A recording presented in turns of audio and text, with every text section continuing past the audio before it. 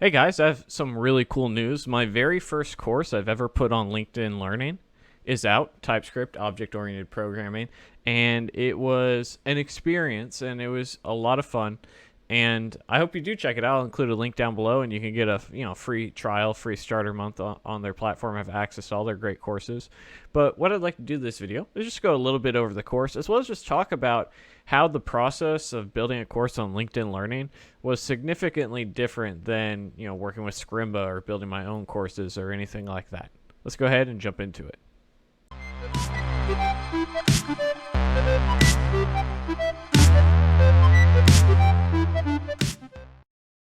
I'd like to take a moment to thank our long-term sponsor, Dev Mountain Coding Bootcamp. If you're interested in checking out a bootcamp where they include housing with the tuition so you can get up and go, might I recommend Dev Mountain. They have multiple locations. Not only that, they have programs in QA, full stack web development, UI, UX, and iOS development. Check them out for more information at devmountain.com.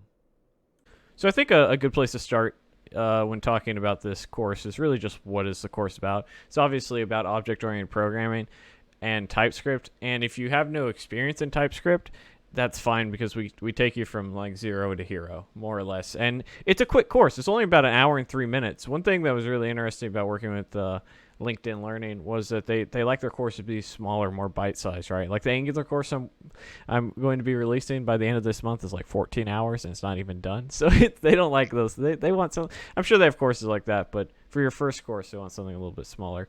But you're going to learn a lot about constructors and class properties, methods, using getters and setters. There's challenges for each major section, with there being really 3 major sections in total. So you're going to be talking about inheritance, super, how to override the super, polymorphism, and generics, which are this part right here and this part. These 2 things are really something I think people need to use more and more. Then we're of course going to be talking about access modifiers, what is encapsulation, how protected, static, read-only, and how those vary from public and private, all the stuff that TypeScript really has. And then finally, a couple of examples of how to convert a legacy JavaScript class to a TypeScript class, where to go next, and then some settings in VS Code to make your TypeScript development a little bit easier.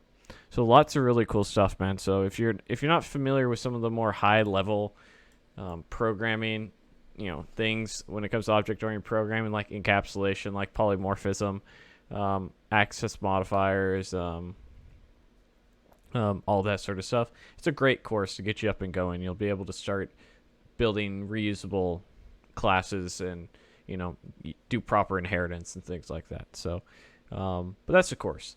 I encourage you to check it out. It was a lot of fun building it, and it was a different process than I'm accustomed to. So one thing that's very interesting about them is that they sent me a microphone for one. Like normally they would fly you out to like California, but I built this during 2020, which is the year of the pandemic, obviously.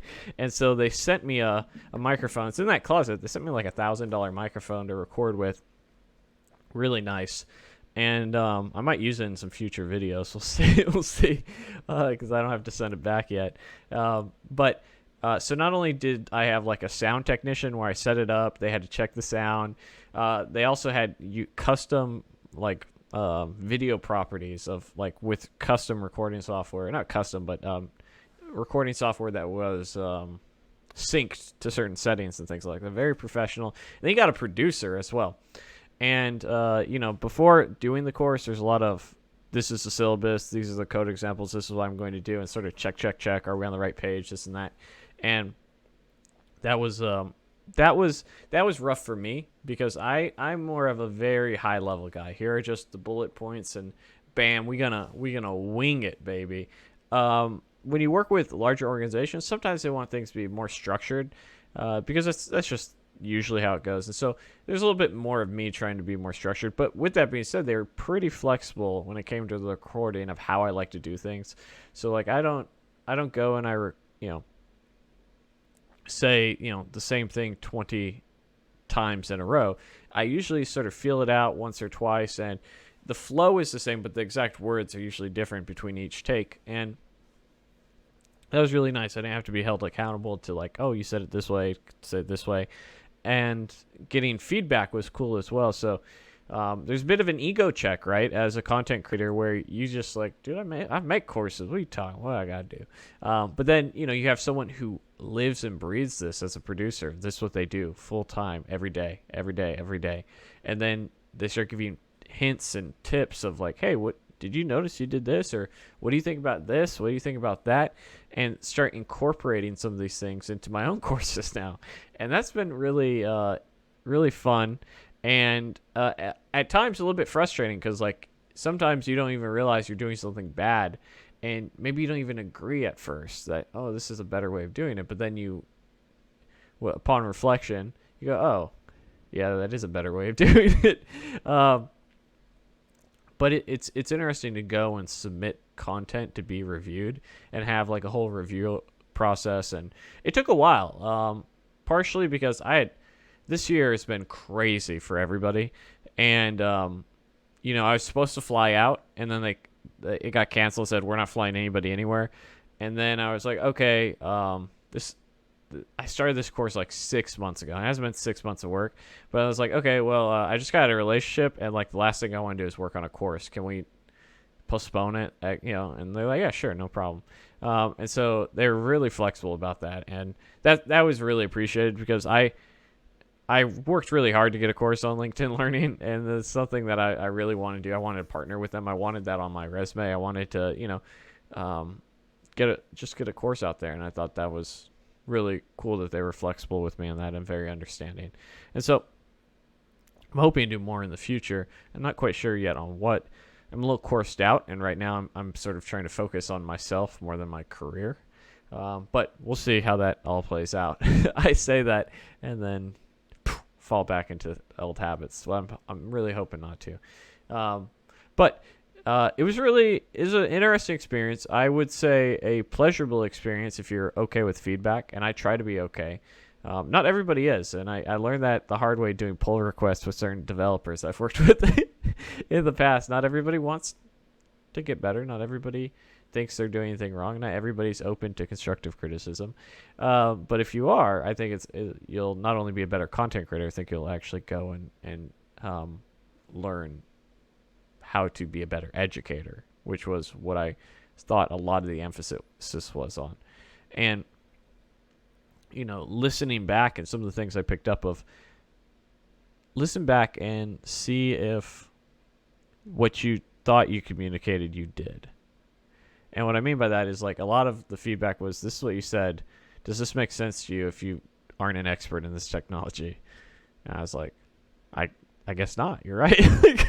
I guess maybe that's a little too deep. But we can, work on that and, start realizing that when you build an entry level course, you have to take it on an approach of like from zero, not from 20%, not from 10%, not from 50%, but from zero. And so sometimes you have to slow things down and make them simplistic, even though you try to, but even one more level, because, sometimes you do forget. Sometimes I forget that I've been a software engineer for almost 5 years now. And the idea that it's like very logical, right? Like, Dylan, when you were studying code or you had 1 year of experience, you had maybe 1/10 the knowledge that you have at 5 years. And it's very easy in the moment to think that you were much better or much more educated, rather, at that part of your career and at that part of your journey and learning process. And it's not necessarily an ego thing so much as like, it's like you move past that milestone, that point, and it's hard to remember a different time. Like, it's hard to, like, it existed, but like when you're actually recording, you record almost for yourself. And so there's a lot of me trying to slow things down and try to take the feedback in that aspect where, like, hey, if I never heard of object-oriented programming and I barely know JavaScript, are you going to understand this portion of the course, right? Because basically I built it in a way that you have a baseline understanding of maybe just the general what is object-oriented programming.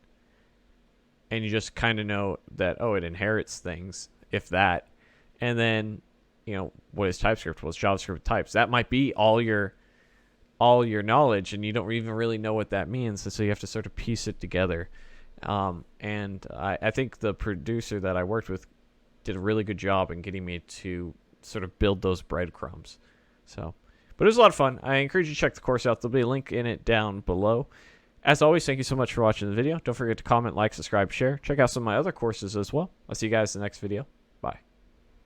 Hey guys, thanks for watching the video. Don't forget to check out my latest course, the 100 Front-End Interview Questions Challenge, to make sure that you ace those front-end interviews. Smash that like and subscribe button, and I'll see you guys in the next video. Thanks for watching.